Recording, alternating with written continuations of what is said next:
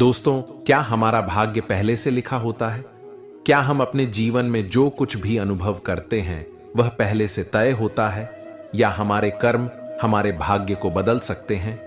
यह प्रश्न सदियों से हर किसी के मन में उठता रहा है। गरुड़ पुराण जैसे धर्म ग्रंथों ने इस रहस्य को उजागर करने की कोशिश की है। गरुड़ पुराण की उस ज्ञानवर्धक प्रस्तुति की कि मनुष्य का भाग्य कब लिखा जाता है। क्या मनुष्य भाग्य उसके जन्म से पहले लिखा जाता है या जन्म के बाद? नमस्कार दोस्तों, स्वागत है हमारे इस चैनल विज्जू इंस्पायर्ड में। मित्रों, गरुड़ पुराण की इस ज्ञानवर्धक प्रस्तुति में आप खो जाए उससे पहले हम आपको बता दें कि इस वीडियो को आधा अधूरा देखने की गलती बिल्कुल भी नहीं करें, क्योंकि यह गरुड़ पुराण की ज्ञानवर्धक प्रस्तुति है जो आपके जीवन से जुड़ी हुई है। गरुड़ पुराण की इस रहस्यमय ज्ञान को जानने के बाद आपके जीवन से जुड़ी समस्त लोभ, क्रोध, मोह, दुखों का अंत होगा। मित्रों, भगवान श्री कृष्ण कहते हैं, कभी भी किस व्यक्ति को गरुड़ पुराण की बातों को आधा अधूरा नहीं सुनना चाहिए, क्योंकि आधा अधूरा ज्ञान हमेशा विष के समान होता है। इसीलिए मित्रों, आपसे यही आग्रह है, इस वीडियो को एक लाइक करके चैनल को अवश्य सब्सक्राइब कर लीजिए। और हां दोस्तों, कमेंट बॉक्स में जय श्री कृष्ण लिखकर ईश्वर को आप अपना आभार व्यक्त जरूर कर दीजिए। इससे आपके जीवन से सभी दुखों का अंत होगा। आइए दोस्तों, जानते हैं। गरुड़ पुराण में श्री कृष्ण ने बताए हैं कि हर मनुष्य के जीवन में जो भी कुछ होता है वह जन्म पहले से तय होता है, उसे कोई टाल नहीं सकता है। दोस्तों, गरुड़ पुराण हमें जन्म मरण से लेकर वर्तमान जीवन कैसे जिए यह सभी चीजों के बारे में सिखाते हैं। आइए दोस्तों, आज हम एक कथा के माध्यम से जानते हैं कि हमारा भाग्य जन्म से पहले लिखा जाता है या जन्म के बाद, जो गरुड़ पुराण के द्वारा बताया गया है, जो श्री कृष्ण ने स्वयं नारद को बतलाया था। आज हम उन्हीं को कथा से जानेंगे। दोस्तों, एक समय की बात है। द्वारका नगरी में एक दिन श्री कृष्ण अपने दिव्य आसन पर बैठे हुए थे। तभी देवर्षि नारद नारायण नारायण का जाप करते हुए उनके पास पहुंचते हैं और उन्होंने प्रणाम करके बोले, हे प्रभु, आप त्रिकालदर्शी हैं। मैंने सुना है कि जो भी जीव तथा मनुष्य जन्म लेता है, क्या उसका भाग्य पहले से लिखा होता है? हे प्रभु, मैं जानना चाहता हूं कि मनुष्य के साथ जो कुछ भी घटना घटित होती है वह उसके जन्म से पहले तय होता है, या वह पिछले जन्म के कर्मों का भोग भोगता है? क्या यह सत्य है? क्या हम अपनी मेहनत और अच्छे कर्मों से उसे बदल सकते हैं? फिर भगवान श्री कृष्ण देवर्षि नारद की बातें सुनकर मुस्कुराए और बोले, हे नारद, आपका यह प्रश्न बहुत ही गुणकारी और महत्वपूर्ण है, जो मानव जाति लिए उसके जन्म, कर्म और मृत्यु पर आधारित है। फिर कृष्ण बोले, हे नारद, मैं तुम्हें एक कथा सुनाता हूं जो ना तुम्हारे इस प्रश्न का उत्तर देगी, बल्कि हर मनुष्य के लिए एक चेतावनी और प्रेरणा भी होगी। तुम इस कथा को पूरे ध्यान पूर्वक आखिरी तक सुनो। कृष्ण बोले, हे नारद, यह गरुड़ पुराण की है। जो यह कथा को आधा अधूरा सुनने की गलती करता है उस पर भारी संकट आता है, क्योंकि आधा अधूरा ज्ञान हमेशा विष के समान होता है। कृष्ण बोले, हे नारद, इस कलयुग भरी संसार में जो मनुष्य इस कथा को पूरे ध्यान पूर्वक आखिरी तक सुन लेगा और समझ लेगा, उसका इस संसार से सभी पाप, कर्म, क्रोध, मोह से मुक्ति मिलेगा। फिर नारद बोले, हे प्रभु, मैं उस कथा को पूरे ध्यान पूर्वक आखिरी तक सुनूंगा। आप उस कथा को निश्चित होकर सुनाएं। फिर श्री कृष्ण ने नारद को वह कथा सुनाते हैं। श्री कृष्ण बोले, हे नारद, प्राचीन काल में एक विशाल और समृद्ध राज्य था जिसका नाम मगधपुरी था। उस राज्य का शासक राजा वीरधर था। वह सदैव अपने राज्य के प्रजा के कल्याण के लिए काम करता था और धर्म का पालन करता था। उसे भगवान से एक संतान का आशीर्वाद चाहिए था, ताकि वह अपने राज्य का कार्यभार किसी योग्य उत्तराधिकारी को सौंप सके।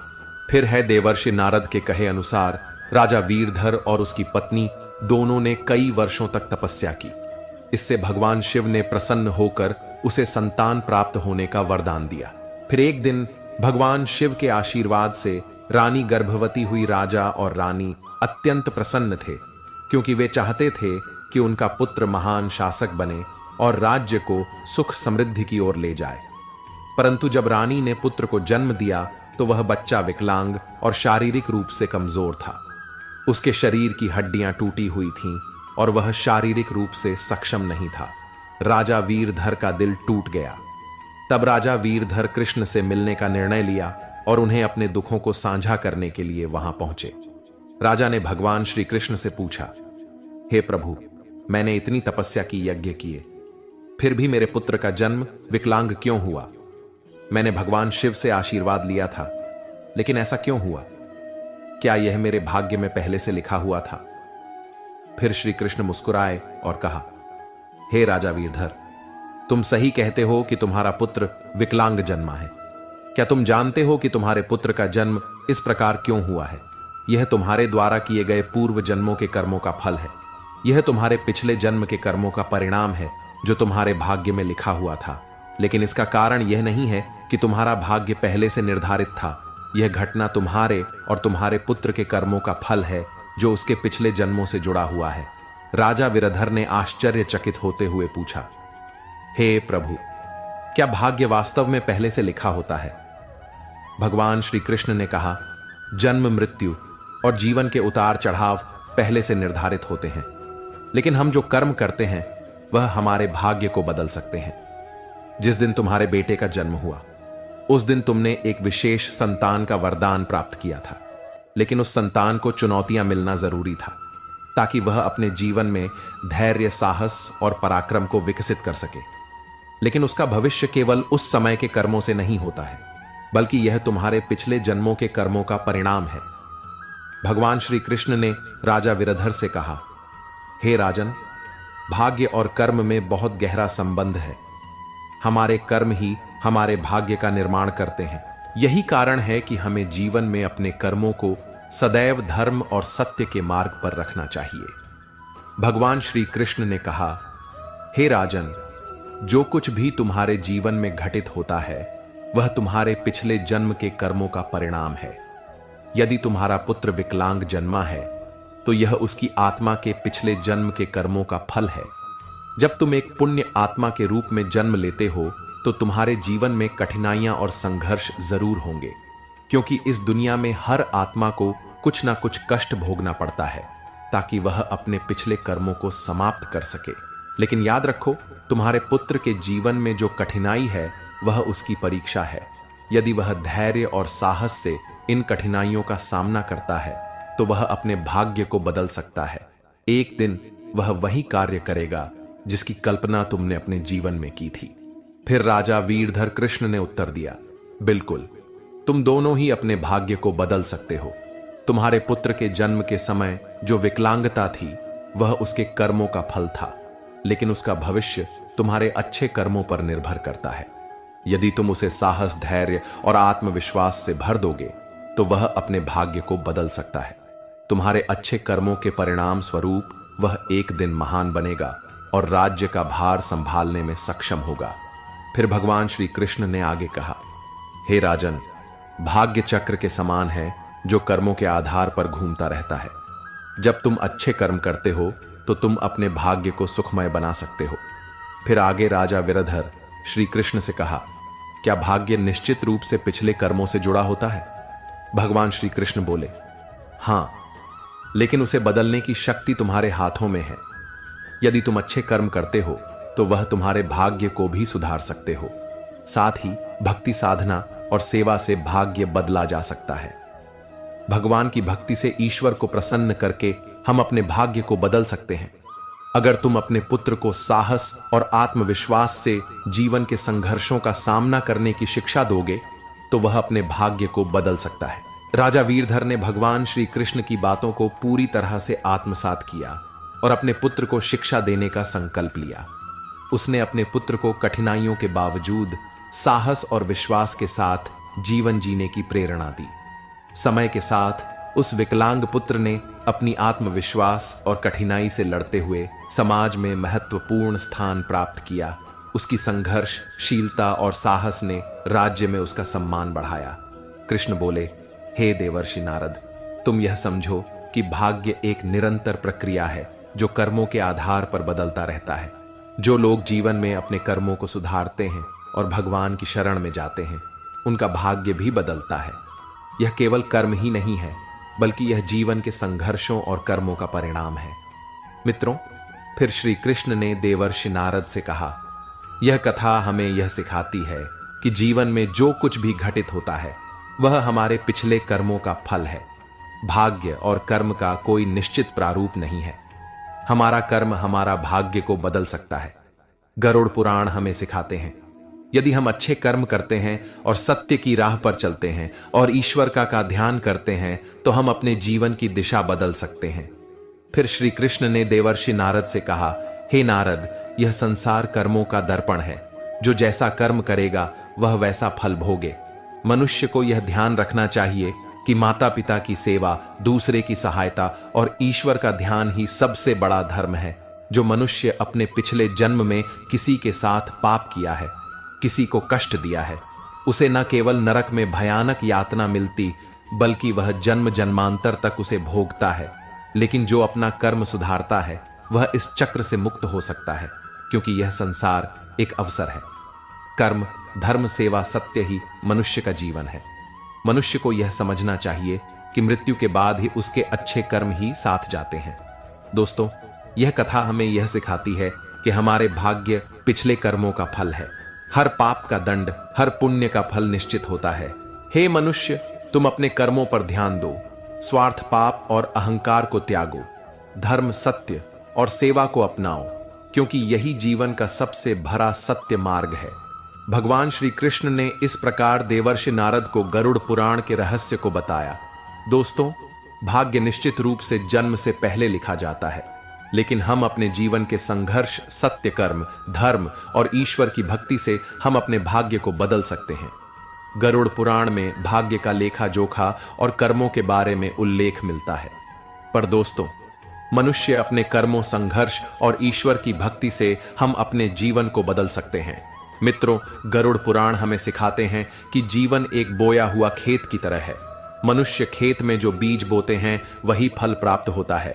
उसी प्रकार मनुष्य अपने जीवन में जो कर्म करते हैं उसका अगले जन्म में उसी रूप से फल भोगता है। इसीलिए दोस्तों, गरुड़ पुराण में भगवान श्री कृष्ण कहते हैं कि जब मनुष्य का जन्म होता है तो उसके पिछले कर्मों के आधार पर उसका भाग्य उसके जन्म से पहले लिखा जाता है और उस मनुष्य के साथ वही होता है जो उसके जन्म से पहले उसके भाग्य में लिखा हुआ है, जिसे कोई टाल नहीं सकता है। परंतु सत्य, धर्म और सेवा से ईश्वर को प्रसन्न कर हम अपने भाग्य को बदल सकते हैं। हिंदू धर्म का सबसे बड़ा धर्म ग्रंथ गरुड़ पुराण है, जिसमें मनुष्य के जीवन, मृत्यु और भाग्य कर्मों के बारे विस्तार रूप से बताया गया है।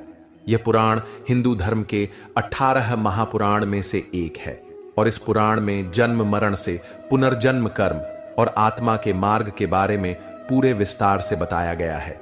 दोस्तों, गरुड़ पुराण के अनुसार मनुष्य का भाग्य उसके पिछले जन्म के कर्मों निर्भर करता है। गरुड़ पुराण, जो विष्णु पुराणों के प्रमुख ग्रंथ में से एक है, यह पुराण जीवन के रहस्यों और मानव के कर्म फल के बारे में बताया गया है। गरुड़ पुराण में श्री कृष्ण को साक्षात भगवान विष्णु के अवतार माने जाते हैं। दोस्तों, गरुड़ पुराण में श्री कृष्ण कहते हैं, मनुष्य अपने जीवन में अच्छे कर्म और सत्य मार्ग पर चलकर ईश्वर को प्रसन्न कर अपने भाग्य में होने वाली घटना से बच सकते हैं और आने वाले भाग्य को हम बदल सकते हैं।